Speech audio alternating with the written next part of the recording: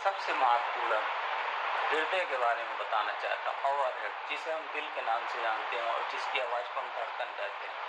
जी हाँ, रक्त परिसंचरण तंत्र का यह पूरा महत्वपूर्ण है। पूरे शरीर में रक्त की सप्लाई करता है। यह अंग इतना महत्वपूर्ण है कि जब तक ये धड़कता रहता है तभी तक हमारे जीवन की लीला चलती रहती है। उसकी धड़कनें बंद हो जाने पर हमारी लाइफ लाइन भी डेड हो जाती है। 72 बार प्रति मिनट की दर से यह अंग धड़कता रहता है। इसका औसत वजन लगभग 300 ग्राम होता है। एक स्वस्थ और वयस्क व्यक्ति के शरीर में इसका वजन लगभग 300 ग्राम होता है। और यह कहाँ स्थित होता है? हमारे शरीर के अस्थि पिंजर में दोनों फेफड़ों के मध्य तंतु पर से ऊपर थोड़ा सा आगे की ओर स्थित होता है। दिखने में यह बंद मिट्टी के समान दिखाई देता है। जी हाँ, बंद मिट्टी के समान दिखाई देता है। नीचे से देखिए आप शंकुआकार होता है, ऊपर से थोड़ा फैला और चौड़ा हुआ होता है, जिसे हम बेस कहते हैं।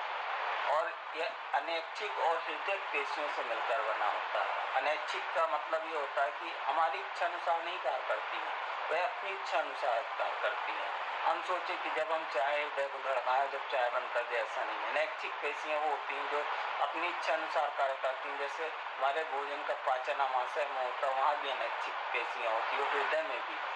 और पेशियाँ 3 प्रकार की होती है, मैं आपको बता दूं। रेखित पेशी, अरेखित पेशी और हृदय पेशी। तो रेखित और रैखित पेशी तो जो आपने कक्षा 9 में पढ़ा होगा कि जो है संपूर्ण शरीर में पाई जाती है, लेकिन हृदय पेशियाँ केवल हृदय का निर्माण करती हैं और हृदय में ही पाई जाती हैं, जो अत्यंत ही मजबूत होती हैं। अब मैं इसकी संरचना के बारे में बता दूं कि हृदय की संरचना कैसी होती है। एक मजबूत पेशी होती है, हृदय को 2 बराबर भागों में बांटती है, दायां भाग और बायां भाग। हृदय अंदर से खोखला होता है, ये पेशी भित्ति इसको 2 भागों में बांट देती है, दायां भाग और बायां भाग। ये दोनों भाग आगे जाके 2 और भागों में बढ़ जाते हैं। बायां भाग बढ़ जाता है बायां आलिंग बाएं निलय में, और दायां भाग बढ़ जाता है दायां आलिंग और दाएं निलय में। इस प्रकार मनुष्य के हृदय का 4 कोष्ठों में बढ़ जाता है। संपूर्ण हृदय 4 कोष्ठों में बढ़ जाता है, दायां आलिंग बायां आलिंग दायां निलय और बायां निलय। ये 4 कोष्ठ मिलकर हमारे हृदय का निर्माण करते हैं। और जहाँ पर ये आलिंग और निलय मिलते हैं तो यहाँ पर ये कपाट लगे होते हैं जो रक्त को ऊपर से नीचे की ओर तो जाने देते हैं, लेकिन उल्टी दिशा में नहीं लौटने देते हैं। यदि उल्टी दिशा में रक्त लौट जाएगा तो हमारे शरीर का संचरण ही रुक जाएगा। और ये 4 भागों में बटा होता है, 4 कोष्ठों में बटा होता है, तो मैंने आपको बता ही दिया। लेकिन जिस प्रकार फेफड़े दोहरी झिल्ली के आवरण से घिरे होते हैं, उसी प्रकार हमारा हृदय भी दोहरी झिल्ली के आवरण से घिरा होता है, जिसे हिंदी में हम कहते हैं फुफ्फुसा आवरण और इंग्लिश में कहते हैं मायोकार्डियम। जी हाँ, मायोकार्डियम। और ये दोनों परत यानी कि अंदर की परत जिसे हम एंडोकार्डियम कहते हैं और बाहर की परत एपिकार्डियम कहते हैं, इन दोनों परतों के बीच में एक लसदार चिपचिपा तरल पदार्थ भरा होता है जिसे पेरिकार्डियल द्रव कहते हैं। जी हाँ, पेरिकार्डियल द्रव। और यह द्रव ही हृदय को चोटों, धक्कों और अंगों की रगड़ से बचाता है। इस प्रकार हमारा हृदय शरीर के अस्थि पिंजर में बेहद सुरक्षित रहता है। और हृदय की धड़कन के बारे में आप जान लीजिए कि धड़कन क्या होती है। धड़कन, हमारा हृदय फैलता है, सिकुड़ता है, फैलता है, सिकुड़ता है, इस प्रकार कार्य करता है पंप के समान। यानी कि जब हृदय फैलता और सिकुड़ता है, इसे विज्ञान की और साइंस की भाषा में कहते हैं प्रंकुचन और अनुशीतलन। धड़कन कब बनती है? जब एक बार प्रंकुचन होता है और एक बार अनुशीतलन होता है, दोनों मिलकर एक धड़कन का निर्माण करते हैं। एक बार धड़कने में कितना समय लगता है? लगभग 0.8 सेकंड का। जी हाँ, 72 बार प्रति मिनट की दर से धड़कने वाला यह हृदय एक बार लगभग एक धड़कन में 0.8 सेकंड का समय लेता है।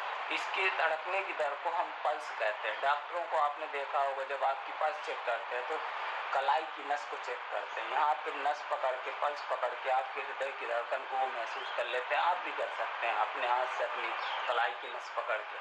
मैं हृदय के धड़कने की दर के बारे में बता दूं कि ये 2 कारकों पर निर्भर करती है। नंबर 1 आयु पर और नंबर 2 व्यक्ति की क्रियाविधि पर। अब आप पहले कारक पर आइए, आयु पर। आयु पर कैसे निर्भर करती है? आप सोचते होंगे कि चाहे बच्चा हो, चाहे बूढ़ा हो, चाहे जिस उम्र का हो, उसका हृदय एक ही दर से धड़कना। जी नहीं। नवजात बच्चा जो जन्म लेता है तो उसके हृदय की धड़कन सबसे तीव्र होती है, यानी 140 से 150 बार प्रति मिनट की दर से उसका हृदय धड़कता है। जब वह 1 वर्ष का होता है तो 120 बार, जब वह 2 वर्ष का होता है तो 110 बार, जब वह 3 से 6 वर्ष में जाता है तो उसका हृदय लगभग 100 से लेकर 90 से लेकर 100 बार प्रति मिनट की दर से धड़कता है। और जब वो 7 से 13 वर्ष की आयु में जाता है तो लगभग 95 बार, और वयस्क अवस्था में उसका हृदय लगभग 70 से 80 बार यानी लगभग 72 बार प्रति मिनट की दर से धड़कता है। और वृद्धावस्था में यह दर थोड़ी गिर जाती है, लगभग 60 से 70 बार। जी हाँ, 60 से 70 बार यह वृद्धावस्था में धड़कता है। अब आइए दूसरे कारक पर। दूसरा कारक यानी कि व्यक्ति की क्रियाविधि पर। यदि व्यक्ति आराम कर रहा है, विश्राम कर रहा है, तो उसके धड़कना नॉर्मल रहेगा यानी कि 72 बार प्रति मिनट। और यदि व्यक्ति थोड़ी सी कठिन मेहनत कर रहा है, जैसे सीढ़ी चढ़ रहा है, ऊपर चढ़ रहा है, जीने चढ़ रहा है, तो फिर उसके हृदय की धड़कन थोड़ी सी बढ़ जाती है यानी कि 120 बार प्रति मिनट की दर से।